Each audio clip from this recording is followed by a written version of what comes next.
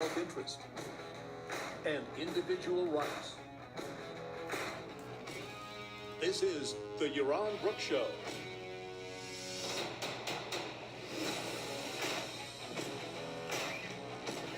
All right, everybody, welcome to the Yaron Brook Show. Audio only today, no video. For the same reason, really, I have been absent for so long. I'm just having, at this hotel in Brazil, I'm having significant internet in a boardroom here to have, in spite of that, buffers in and out. So it's fast, but it's, I think it stops and goes, right? So, which the speed doesn't help when it's doing that. So that is a little bit weird. Let me fill you in on everything that's going on. I don't, for some reason. All right, are we audio good? You're saying? All right, so stops and goes. I'm told. Let me know if now it's stable and it's running. It's good now. So we'll see. I'll be trying. I got in my hotel room here, and sadly, while I really I love the location of this hotel. It's the Sheraton in Rio de Janeiro. The hotel is very dated. I stayed here last time 5 years ago, and you can see a big difference from 5 years ago. The hotel is really, it's dated itself, and part of that dating is the fact that the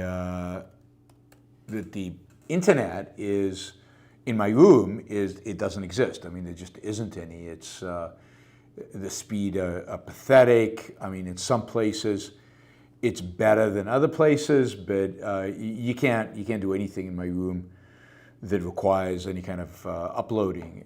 So I complained, but they couldn't move me rooms, and so then I said, how about the business center? So I tried the business center.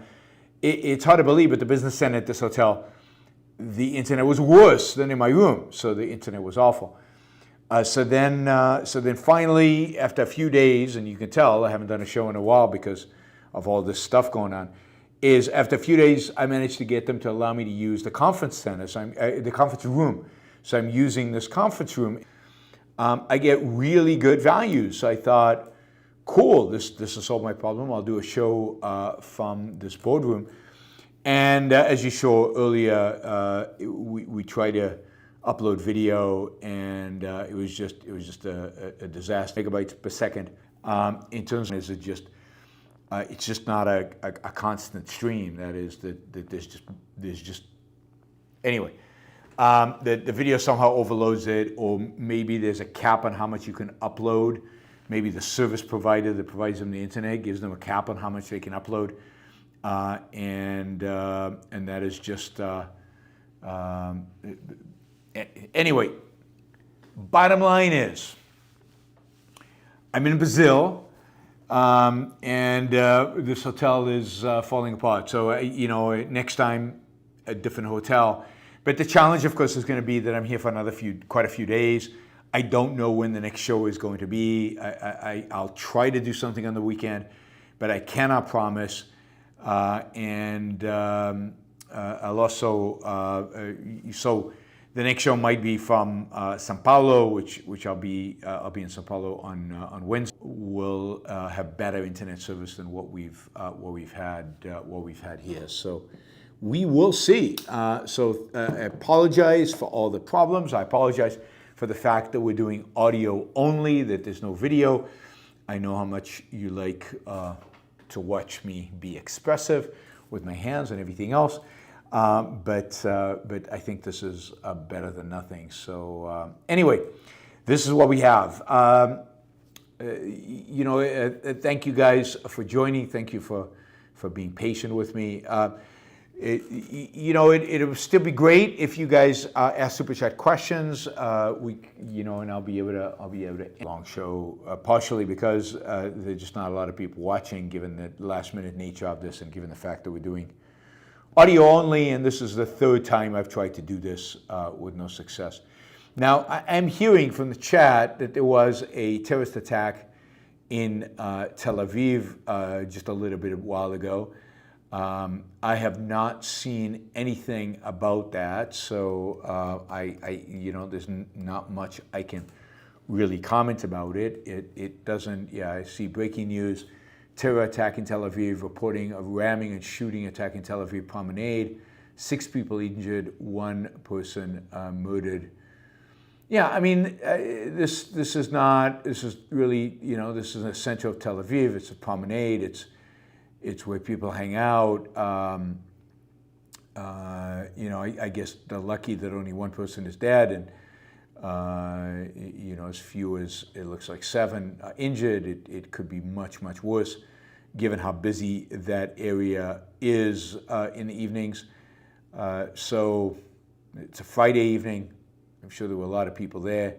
So all I can say is it doesn't surprise me. We'll see more of these.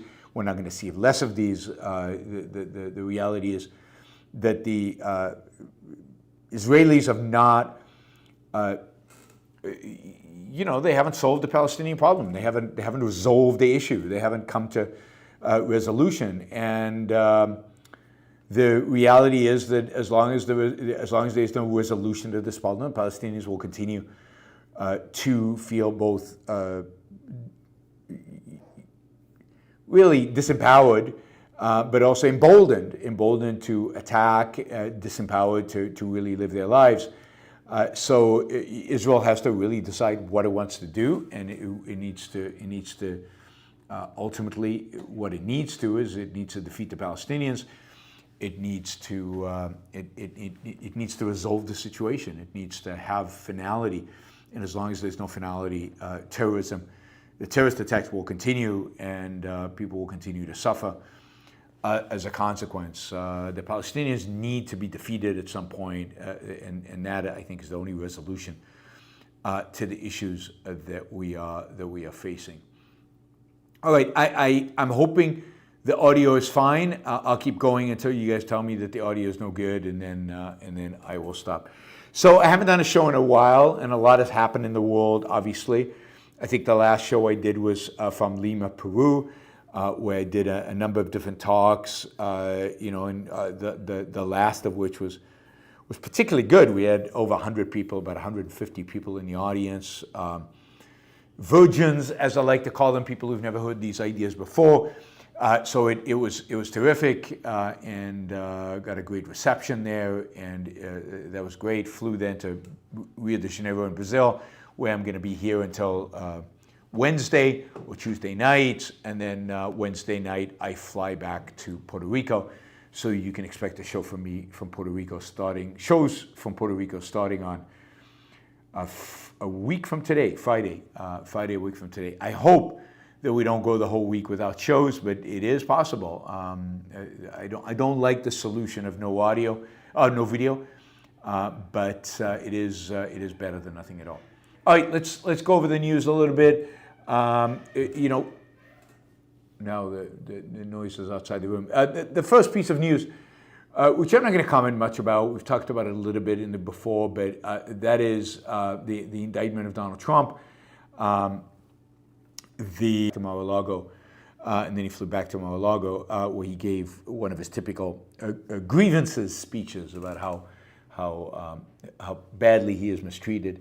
But I don't think there's much for me to say about the indictment. I don't think there is. I don't think the indictment is particularly interesting. I don't. Would other people be indicted for something like this? Maybe. This is kind of a tax records fraud, tax evasion type case. It's just not something to get super excited about. Typically, this wouldn't generate as much buzz and as much interest, but it's Trump, and he's running for president and all of that. And I doubt that most prosecutors would actually go through with an indictment for something like this. It reflects badly on Trump. It reflects badly on his personality. It reflects badly on his character. But there's nothing new here, right? We know about his character and we know about his personality. So there's no new information here. I just think it's really a waste of time to focus too much on it. I think Bragg is reaching with this prosecution, and not out of any love for Trump. I wish it would, and oppose Trump on those actual issues. I do think whether this will help Trump or hurt Trump, that what alienates independents, what alienates people who from voting from Trump, and what makes it very difficult for Trump to win an election is everything people already know about him. And while something like this, an indictment like this, certainly gets the base riled up, I certainly think it increases the probability that Trump is the nominee of the Republican Party. So anytime the Democrats go after Trump, the Republicans get excited, and the Republicans claim persecution, and the base gets all thrilled, and I think the probability that Trump is the candidate increases when these kind of things happen. But the reality is that anytime something like this happens, independents and Democrats who might vote Republican and moderate Republicans, their attitude has to be, and I'm sure is, and I think the polls bear this out, oh God, more of this Trump drama, more of this nonsense, more of his ridiculous character, more of the things that we wanted to get rid of when we didn't vote for him in 2020. So I think these things hurt him in a general election and help him in a primary. Exactly the opposite of what I want. I want him hurt in the primary, and I want ultimately Republicans helped in the general election. So I'd like to see Republicans win the general election, but I do not want to see Trump be the candidate. But these kind of things make it more likely that he will be the candidate rather than less likely. So in that sense, it goes against everything that I would want. It goes against everything that I think is good and beneficial for the country ultimately. All right, let's see.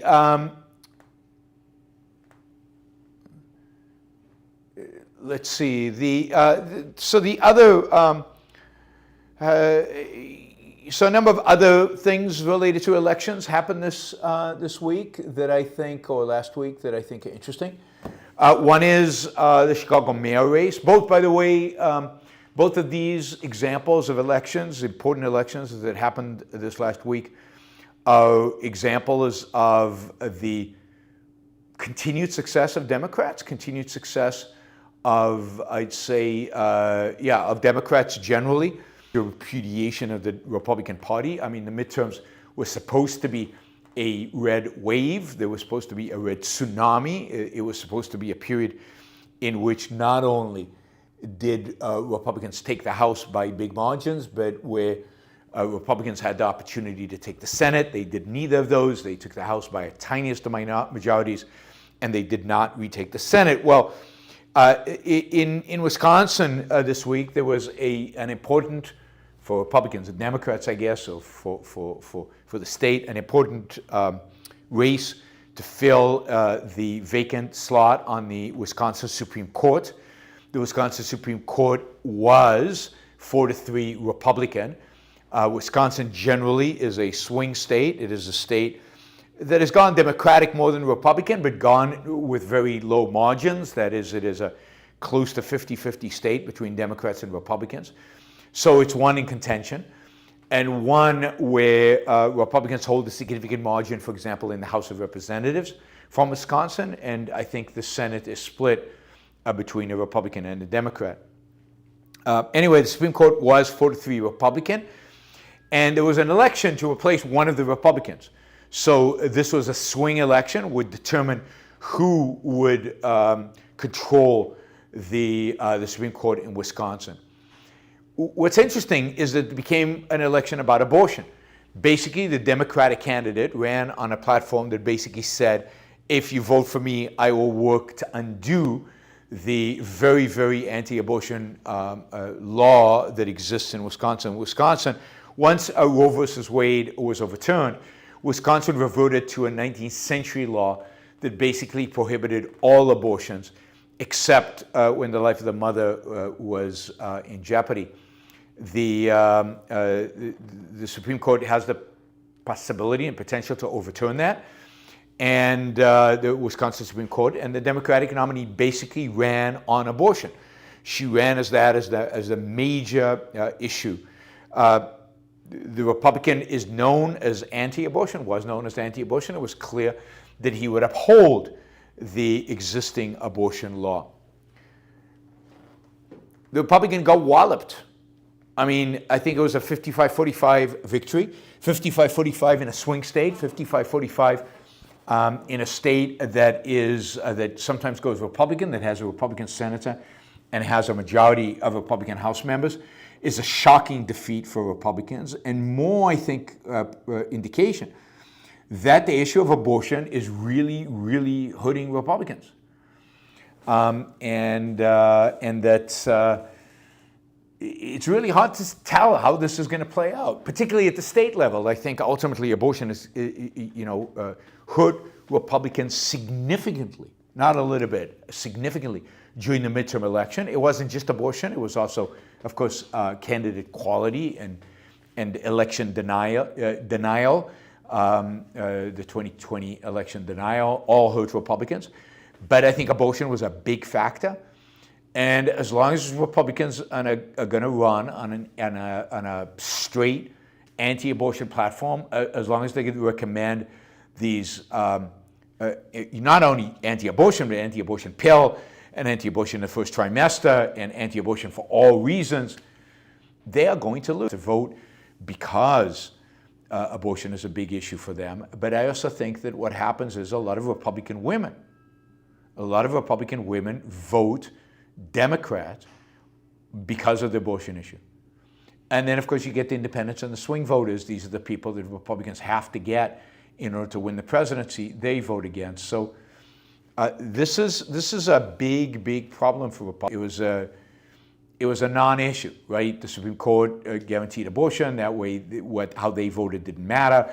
They could be anti-abortion for the sake of Republicans, and then tell the Republican women and swing voters, oh, but it doesn't matter because I can't rule on abortion anyway, and people would vote for them. But now that abortion is on the table, now that it's a real issue, now that both at the federal level they could ban abortion federally, and at the state levels, there is a lot of. I think it is super important. I think it is a super important issue. I think it is a key issue of individual rights. Ayn Rand, of course, thought this was a key issue of individual rights. So I completely understand and support people who are voting on the abortion issue, to some extent to the exclusion of other issues. But it's hurting Republicans, there's no question. So I think Trump is hurting Republicans. He's hurting Republicans among independents and swing voters and switch voters, Democrats who vote Republicans. The abortion issue is really, really hurting Republicans. So Wisconsin now has a majority Supreme Court of Democrats. This is going to hurt Republicans in one other way, and that is that the Republicans gerrymandered the state so that they could get, I think, 6 out of 9 of the House seats are Republicans now. There is a possibility, and now that the map is ultimately has the potential to go to the court. This Republican favorable map to Republicans that if it goes to the courts will probably be rejected by Democratic courts, and then the Democrats will have an opportunity maybe to change the map to their benefit. So the Republicans do control the House and the Senate in Wisconsin. They don't control the State House. That is a Democrat. Now they don't control the Supreme Court. This has big implications for Republicans in the state. Quickly, Chicago mayor race. This is less Republican Democrats, but more was an internal Democratic race. You had 2 candidates. You had Paul Vallas, who ran on a anti-crime platform, pro-police, was basically endorsed by the police union. He was considered, a centrist by Democratic standards. And he ran versus Brandon Johnson, who is considered a progressive, a left wing. He was supported by the teachers union. So this is really a battle between the teachers union and the police union. And to a lot of people's surprise, because this went against the polling, the teachers union won. That is, the more progressive candidate won. And there's every reason. The Chicago establishment rallied around him. So the Chicago establishment rallied around the progressives. Chicago Democratic machine worked in the favor of Paul Johnson, and Johnson, got the votes. This is horrific news, really, really horrible news for the state of Chicago, for the city of Chicago. This is going to mean being less tough on crime. So this means crime in Chicago will continue probably to increase. This means planning wealth, so you can expect taxes within the city of Chicago to go up. I still don't understand why people stay in Chicago and keep living in Chicago in spite of how awful it has become. It's going to mean poverty rates in Chicago are going to go up. It means no educational reform in Chicago. So the Chicago public school system, which is a horrible, pathetic, really, really bad public school system, whose victims are primarily young black kids in poor neighborhoods in the south side of Chicago, and Hispanic kids in those neighborhoods. They're the victims of this, are going to continue to suffer from some of the worst education possible in this country. So crime is up, education is down, and the city of Chicago, higher taxes, more regulations, more controls. Why anybody stays there, why a business stays there, why businesses don't, move out of Chicago, move anywhere but Chicago, I have no idea. But the reality is that life in Chicago is going to become more miserable for the foreseeable future. And this is a victory for the progressives that goes counter to many of their defeats over the last few years. And it shows that when the establishment gets behind the progressives, without the vote machinery, they can win. One of the things that Vallis, I think his name is Vallis, was accused of, the guy who was anti-crime, was accused of was being a Republican and being a closeted Republican, and that of course hurt him as well. But I think bad for Chicago, but one more bad thing in the city of Chicago. It's been a long, long time since Chicago had anything good politically happen over there. Another horrible story out of Baltimore. I think we've known this, but now I think we actually have a report from the Maryland Attorney General. Maryland Attorney General is accusing the Catholic Church in Baltimore of sexually abusing at least 600 children over 60 years, and of course keeping it quiet and covering it all up. This is after a 4-year investigation, and it involved multiple abusers. So it wasn't one guy, but multiple priests abusing these children. I don't get Catholicism. I don't get how it survived. Shunned as a religion, shunned as an ideology, shunned as something people practice. I can't think of many more horrific things that can be done than to abuse children. And the Catholic Church, as we've discovered, at least for decades, but really for centuries, probably for 2 millennia, have been abusing children in a systematic, large-scale way. It has become a refuge for child abusers. It has become a place where they can get away with it, where they can cloak themselves under the mantle of morality and under the mantle of religion and get away with abusing children, and they will be protected by the system. And it's hard to imagine and hard to understand how this is tolerated, because it really is tolerated. I mean, this is an organization in which this is happening on a regular basis. And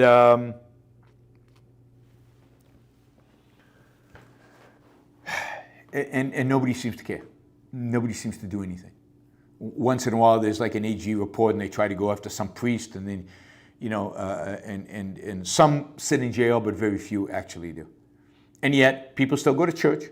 There's still there's conversions to Catholicism. People become Catholics. It's a bizarre thing, and these priests continue. And who knows if the child abuse doesn't continue, or maybe it continues in other countries where people care even less. I mean, Catholicism obviously is huge here in Brazil.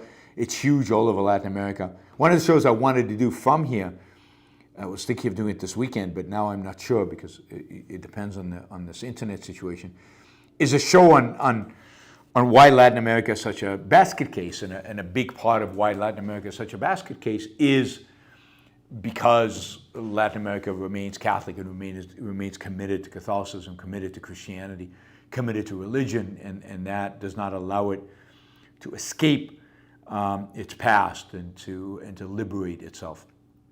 Catholicism is a reactionary ideology, a reactionary religion that is not good for progress of any kind. All right, let's see. Somebody said Chicago and San Francisco becoming Detroit. Yeah, but at the same time, Detroit is getting better. Detroit is improving. Crime is declining in Detroit, and there's investment in Detroit, and so the Detroit bankruptcy, Chicago and San Francisco are declining. I don't know, the other news related to San Francisco that you probably heard this week was that a well-known entrepreneur, founder of several, stabbed to death in a safe part of the city in south of Madison, the techie part, the entrepreneurial part, where a lot of tech guys live, and a lot of tech companies have set themselves up. And he was stabbed. It was late at night, but in the street. We don't have a lot of details on what happened, but he's dead. This is San Francisco, a city clearly in significant decline. Also, vacancy rates in office buildings in San Francisco are at record high. I think it's something like 30%, and it doesn't look like it's going to get any better. And we still haven't had a recession. We're heading towards a Chicago, but Chicago's been in a slow decline now for years. Chicago has been a bastion of the Democratic Party forever, but has been in a slow decline now for years. The whole state of Illinois has been a basket case and problematic. All right, a few other news items. Saudi Arabia continues to kind of snub the United States and continues to act against American interests. It continues to distance itself from Israel as well. The latest move, this is after the moves to normalize relationships with Iran and befriend Iran. We'll see how that goes. But as part of, I think, that move, Saudi Arabia is seeking to bring Bashar al-Assad, the dictator of Syria, the guy who's been fighting a civil war in Syria for 10 years now, for over 10 years now, 12 years, since the Arab Spring. They're trying to bring him back into the fold. They have, and again, this is a move that I think the Russians definitely support. So the Saudis are making overtures to the Russians, and they've been chummy with the Chinese, and now the Iranians, and now the Syrians. This is all not good for the region.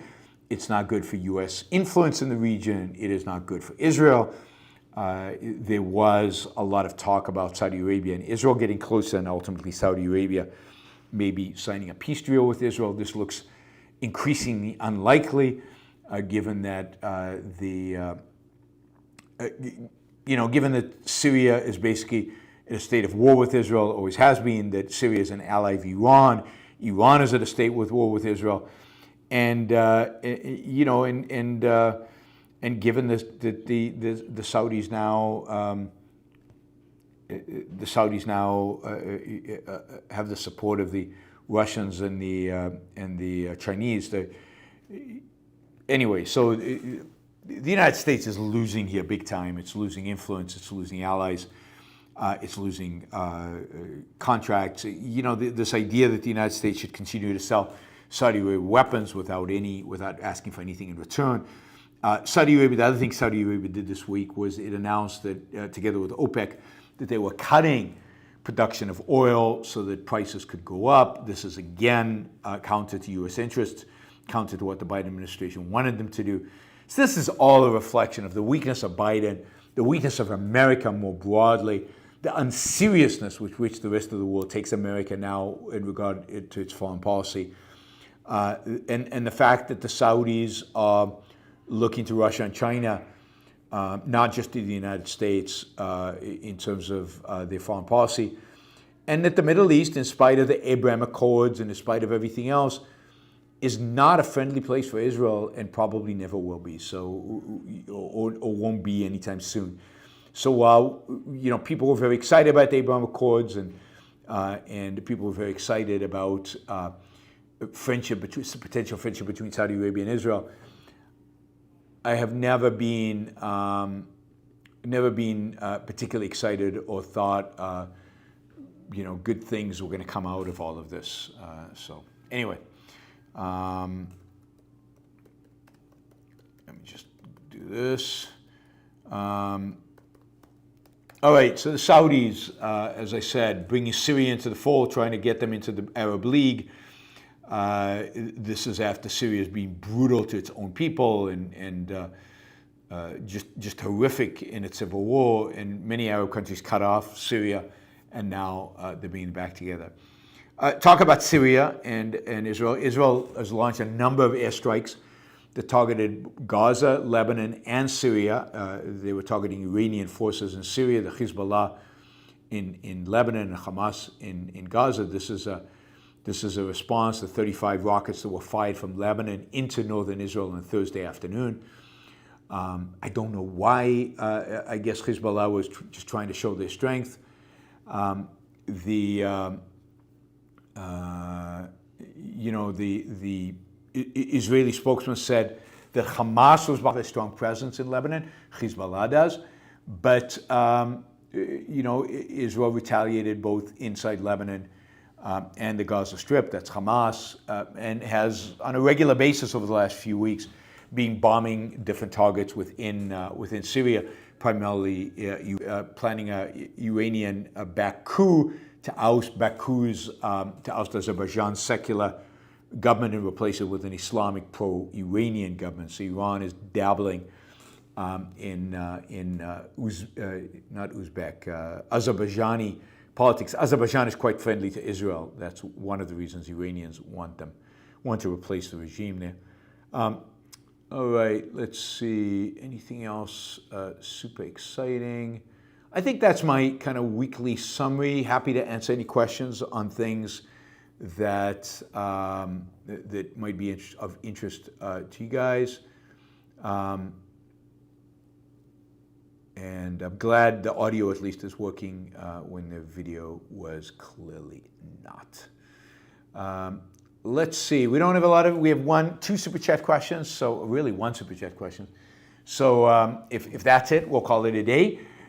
If you want to see the show continue, that is today's shows continue, then you can jump in with additional questions. But Andrew asks, why do big cities go leftist? I mean, they go leftist because big cities are traditionally basically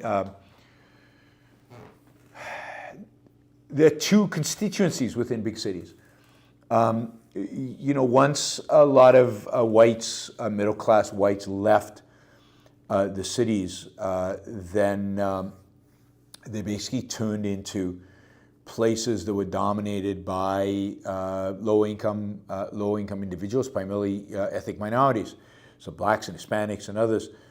And the Republican Party has never managed to appeal to that demographic. They never managed to appeal to blacks or Hispanics. They've never managed to appeal to poorer people. or working class until recently, but then only, or primarily, not only, primarily white working class. So the big cities, with the people going to the suburbs, the big cities remained these bastions of basically poor people and ethnic minorities, and those have been traditionally democratic heavy. But even there, a lot of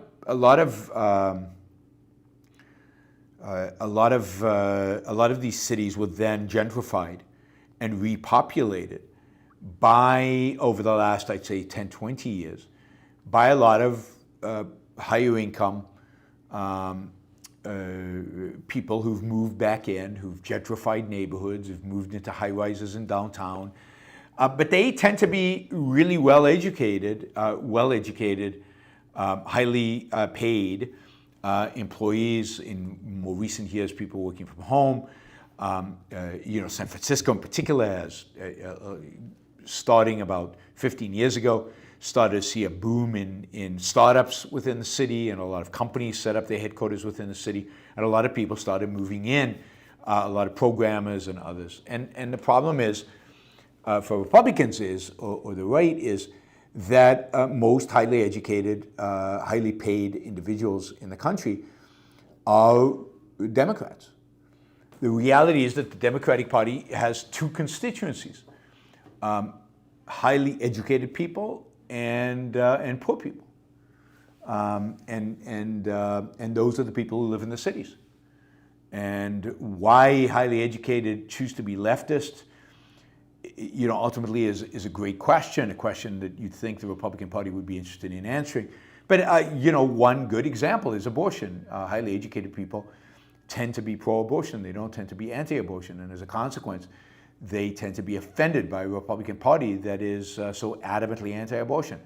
They tend to be secular. They don't tend to be religious. The Republican Party is religious. They tend to believe in evolution. They don't tend to believe in creationism. The Republican Party, claims evolution is untrue.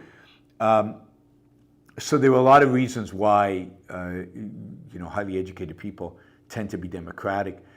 They also went to university, and at university, they were educated in a lot of progressive ideas.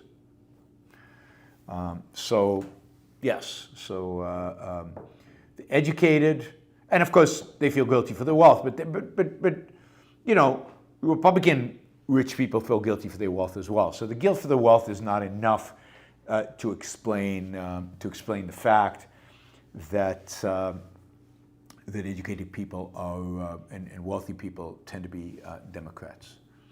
Luckily, the nuns taught phonics. Yeah, I mean, Catholic schools tend to be better than public schools, and they tend to teach some stuff that is relevant, like phonics and basic math.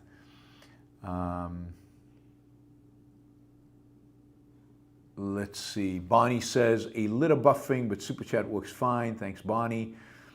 Dragon Hendrick says, put this towards a decent hotspot.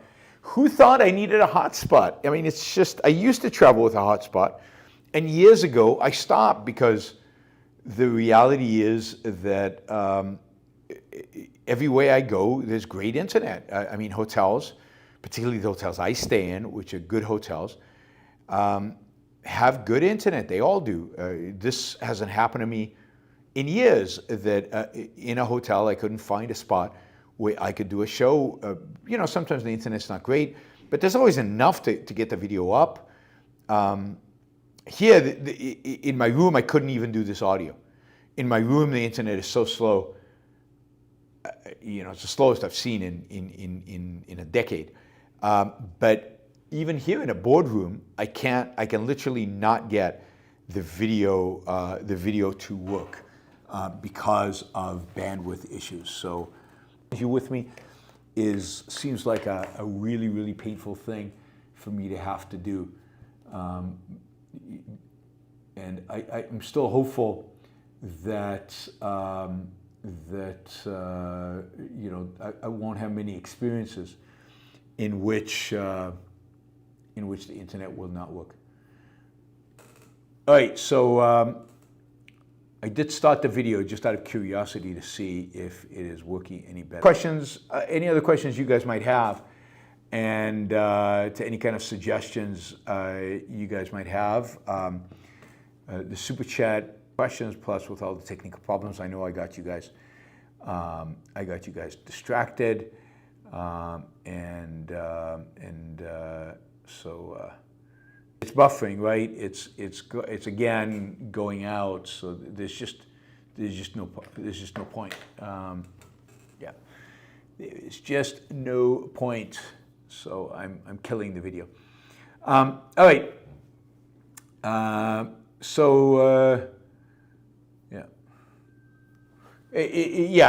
mean, it's obviously what's going on is the internet. I think there's a cap on the amount you can upload, and I think what's happening is it hits that cap and it shuts it down, and it buffers, because again the internet speed is fine, and that's what I found when I carried a decent hotspot. Is a hotspot in the old days is they had that I can just throw in my bag and is a backup.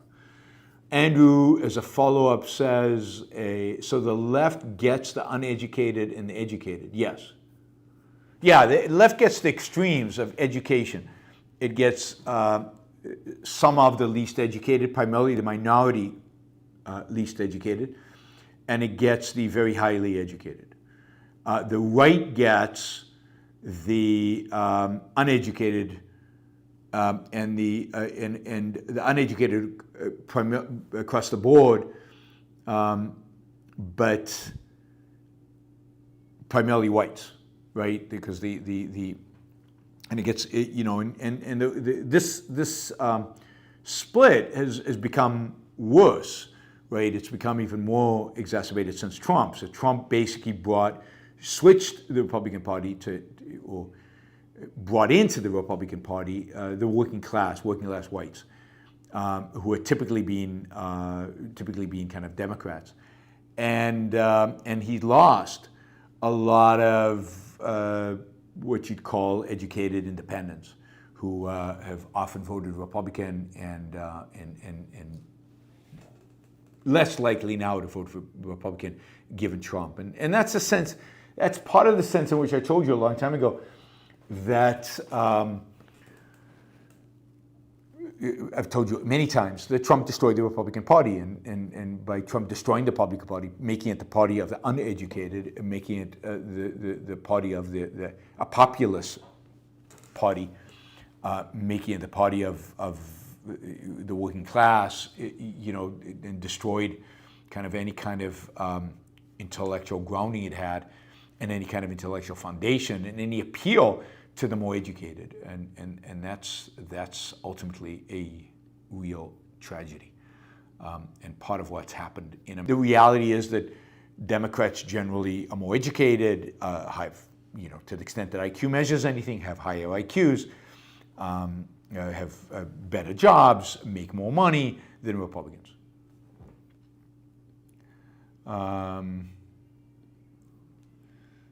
Yeah, Joe asks, any comment on Microstrategy now holding 4.17 billion of Bitcoin, or Bank of America and Fidelity loading up on MSTR? What is MSTR? As a Bitcoin proxy, I suppose. Yeah, I mean, look, Bank of America and Fidelity are probably momentum traders. Bitcoin is going up significantly and has been going up. It's, you load up on the way up. That's part of what momentum traders do. MicroStrategy has been holding gazillion dollars worth of Bitcoin for a long time. I don't have the exact numbers, but I'm not sure 4.17 is the peak. Maybe it is. But for a very long time, it is. Oh, MSTR is MicroStrategy. Yeah, so, MSTR stock is basically a proxy for Bitcoin. It's a way to buy Bitcoin. MicroStrategy has just become basically a holding company for Bitcoin. It has been holding it for a long time. Michael Saylor, I think his name was the CEO of MicroStrategy. I think he's now the chairman. But anyway, he got MicroStrategy into Bitcoin. It's if you want to speculate, Bitcoin is great. You buy it, you sell it, you if you want to write it up, if you believe that Bitcoin, Bitcoin's done very, very well this year, if you believe it'll do well for the rest of the year, as it has in the past, many times in the past, then you buy into it. But it's just a speculative asset. There's nothing there. There's no there. It's not a useful asset. It's not money. It's not. It doesn't do anything. It's just something that people speculate on, and that speculation can cause the price to go up. But that speculation can cause the price to go down. As you remember, Bitcoin was at 16,000 not that long ago, and down from 60. So if you'd bought at 50, 60,000 and it's at 16,000, you haven't done so well. It's super volatile, so it can't be money.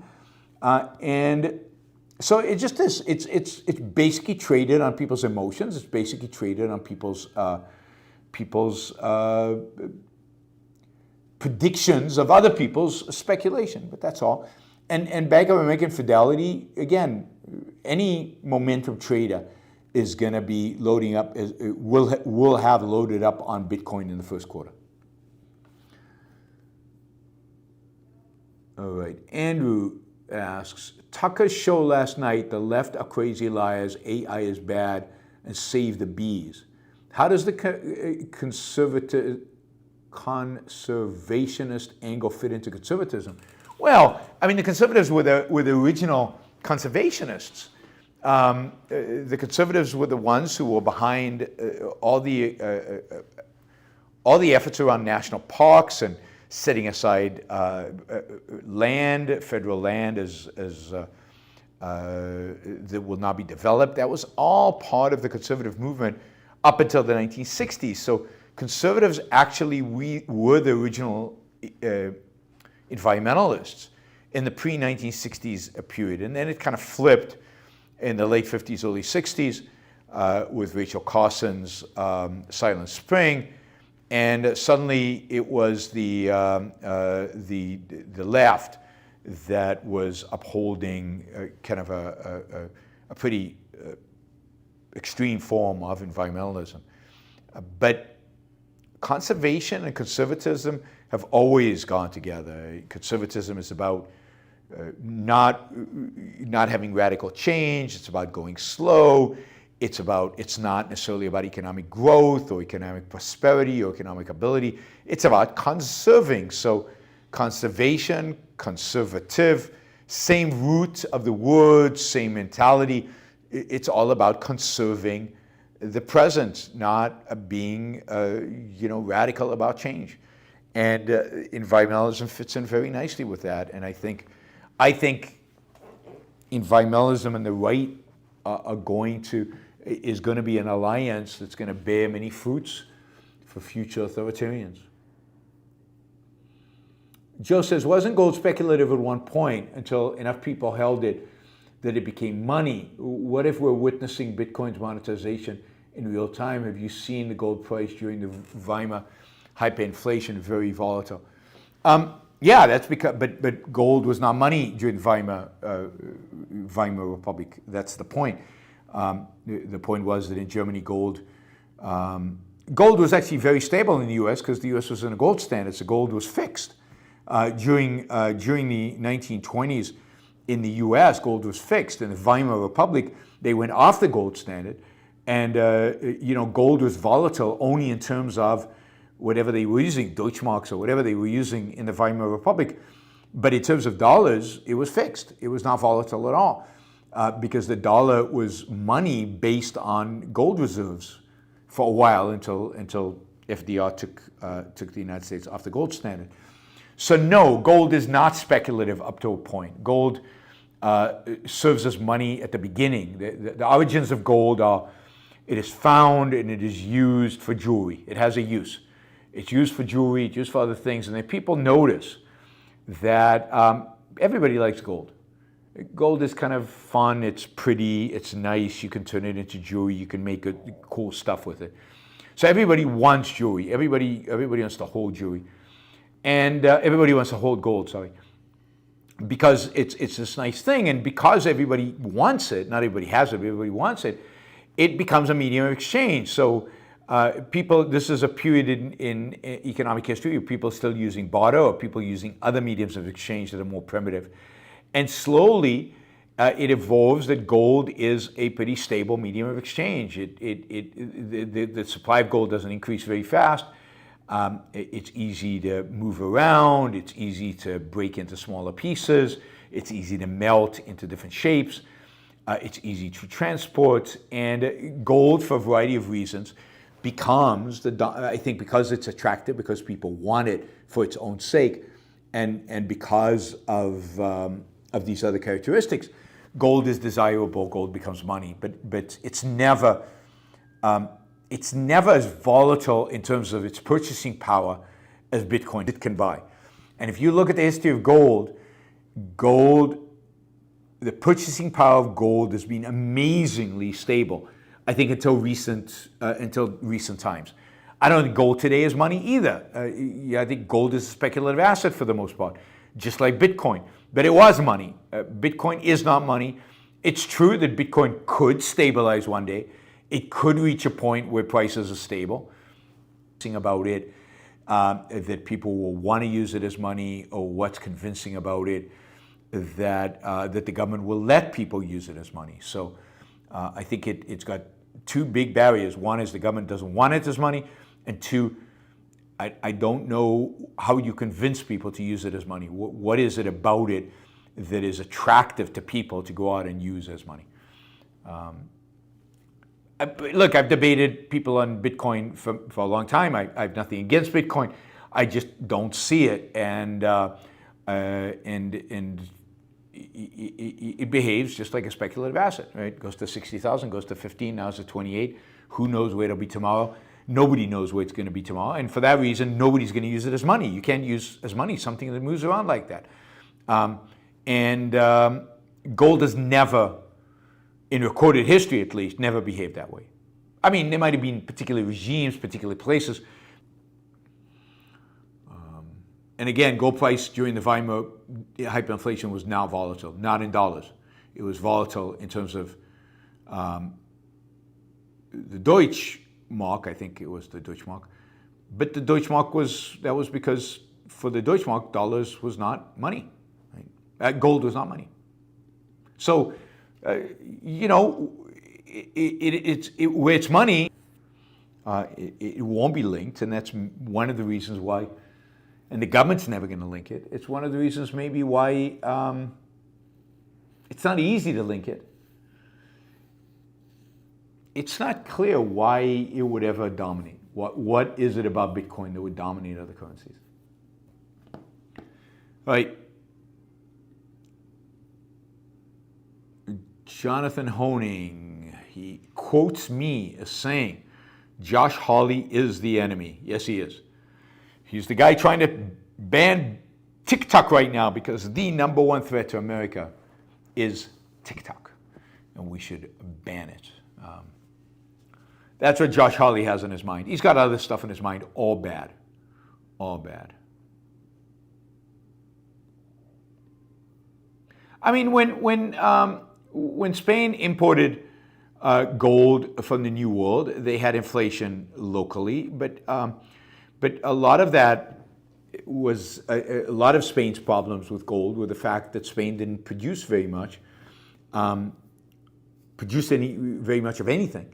And as a consequence, basically what happened is the gold came from South America or Mexico to Spain, and then was exported to places like England and Netherlands and other places to buy stuff from countries that actually made stuff. All right, everybody, thank you. Really appreciate the support. I will see whether I can do more shows this week. I don't know if this audio-only format works. I don't know if it's worth the effort in doing it. Partially, I look at the number of super chats, but also the number of people watching live was very low. I don't know if that's because it's audio only or for some other reason, but it was very low. So I'll have to figure out what's going to happen this weekend. I will keep you updated. I'll let you know, but I'll try to let you know. Thank you, everybody. At the worst case scenario, I will see you on Wednesday, where I will be in another hotel where I think this problem won't exist. See you in a few days, or at least you'll hear me in a few days. Bye, everybody.